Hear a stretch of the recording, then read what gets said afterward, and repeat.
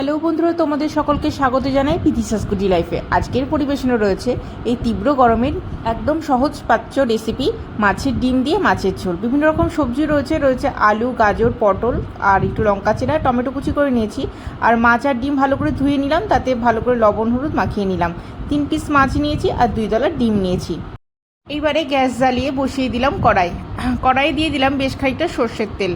বেশ মাছ ভাজবার মতো দরজা হাতে তেল দিয়ে দিলাম। তেলটাকে ভালো করে গরম করে সারা কড়াই ছড়িয়ে নিয়ে একে একে মাছের পিসগুলো আর ডিমগুলো দিয়ে দিলাম। গ্যাসের ফ্লেমটাকে মিডিয়ামে রেখে বেশ কড়া করে মাছ আর ডিমটাকে ভালো মতন করে ভেজে নিলাম। এবার ওই বেঁচে যাওয়া তেলের মধ্যে দিয়ে দিলাম বেশ খানিকটা কালো জিরে আর কাঁচা লঙ্কা চেরা। তারপর প্রথমে দিয়ে দিলাম আলু আর গাজর, সেটাকে কিছুক্ষণ ভালো করে নাড়াচাড়া করে ভেজে নিয়ে দিয়ে দিলাম কেটে রাখা পটলগুলো। বেশ কিছুক্ষণ আবারও নাড়াচাড়া করে দিয়ে দিলাম। তারপর দিয়ে দিলাম টমেটো কুচি আর একটু আদা বাটা আর প্রয়োজন মতো লবণ, হলুদ আর সামান্য একটু জিরে গুঁড়ো। ব্যাস এই সামান্য মশলাতেই দুর্দান্ত এই মাছের ঝোল তৈরি হয়ে যাবে। ভালো মতন কষিয়ে নিয়ে বেশ খানিকটা জল দিয়ে দিলাম। বেশ পাতলা পাতলা ঝোলটা হবে।